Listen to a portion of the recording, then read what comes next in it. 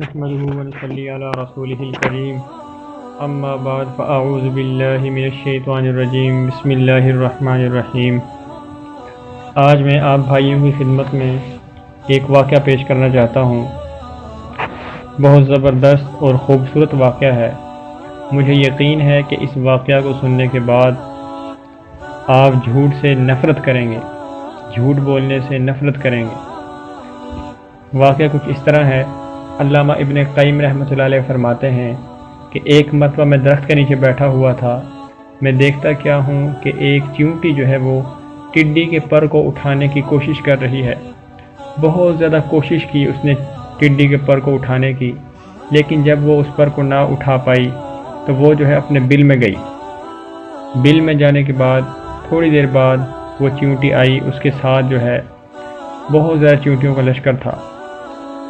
جس جگہ پر تھا اس جگہ پر آئیں، لیکن علامہ ابن قیم رحمۃ اللہ علیہ نے ان چیونٹیوں کے اس جگہ پر پہنچنے سے پہلے اس پر کو اٹھا لیا۔ جب تمام چیونٹیوں نے اس پر کو دیکھا، ان کو پر نہ ملا۔ کافی دیر ڈھونڈنے کے بعد بھی جب ان کو پر نہ ملا تو وہ تمام چیونٹیاں اپنے بل میں چلی گئیں، لیکن ایک چیونٹی جو تھی ان میں سے وہ اپنی جگہ پر ہی اس پر کو ڈھونڈتی رہی۔ علامہ ابن قیم رحمۃ اللہ علیہ فرماتے ہیں کہ میں سمجھ گیا کہ یہ وہی چیونٹی ہے جو دوسری چیونٹیوں کو اپنے ساتھ لے کر آئی ہے۔ تو حضرت نے وہ پھر جو ہے وہ پر اس چیونٹی کے پاس رکھ دیا۔ تو وہ چیونٹی نے جب دیکھا کہ یہ پر تو اپنی جگہ پر ہی ہے، وہ دوبارہ بل میں گئی اور چیونٹیوں کو پھر واپس اپنے ساتھ لے کر آئی۔ حضرت نے ان تمام چیونٹیوں کے اس جگہ پر پہنچنے سے پہلے اس پر کو دوبارہ اٹھا لیا۔ اس مرتبہ اس چیونٹی کے ساتھ چیونٹیوں کی جو تعداد تھی وہ پہلے کی بنسبت بہت زیادہ کم تھی۔ جب ان تمام چیونٹیوں نے اس پر کو ڈھونڈنے کے بعد ان کو وہ پر نہ ملا تو وہ تمام چیونٹیاں جو ہے وہ اپنے بل میں واپس چلے گئیں، لیکن وہی چیونٹی جو پہلی مرتبہ پر اٹھانے کی کوشش کر رہی تھی اسی جگہ پر اس پر کو ڈھونڈتی رہی۔ علامہ ابن قیم رحمۃ اللہ علیہ نے دوبارہ اس پر کو اس کے پاس رکھ دیا۔ جب اس چیونٹی نے دیکھا کہ پر اپنی جگہ پر ہی ہے، وہ تیسری مرتبہ پھر جو ہے وہ بل میں گئی۔ تو اس مرتبہ کافی دیر کے بعد وہ بل سے باہر نکلی، تو اس دفعہ اس کے ساتھ 7-8 چیونٹیاں تھیں بس۔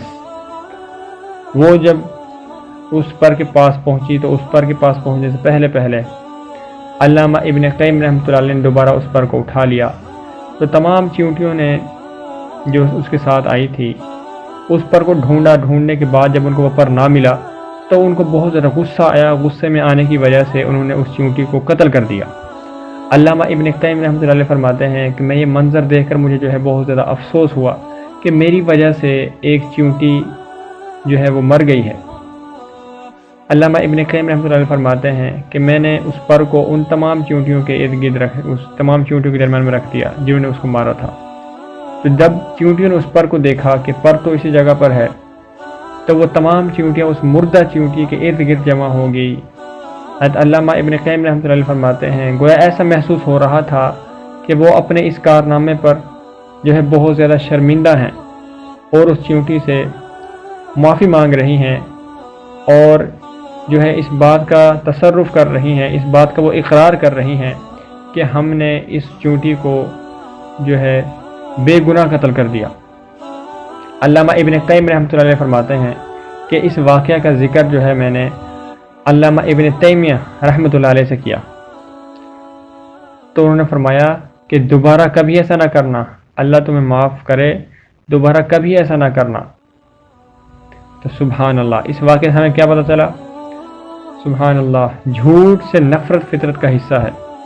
یہاں تک کہ کیڑے مکوڑے بھی جھوٹ سے نفرت کرتے ہیں اور اپنی قوم سے جھوٹ بولنے پر سزائے موت دیتے ہیں۔ ایک طرف وہ کیڑے مکوڑے، دوسری طرف ہم اپنے آپ کو دیکھ لیں کہ دن رات جھوٹ بولتے ہیں، لوگوں کو دھوکہ دیتے ہیں اور ہمیں اپنے گناہوں پر شرمندگی بھی نہیں ہوتی۔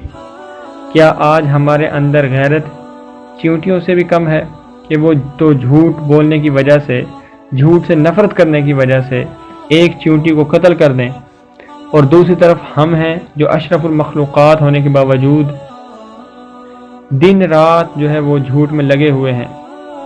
بھائیو، آج سے عزم کر لو کہ آئندہ انشاءاللہ جو ہے وہ کبھی جھوٹ نہیں بولیں گے۔ اللہ پاک مجھے بھی اور آپ کو بھی جھوٹ بولنے سے بچنے کی اور جھوٹ سے نفرت کرنے کی توفیق عطا فرمائے۔ وآخر دعوانا الحمدللہ رب العالمین۔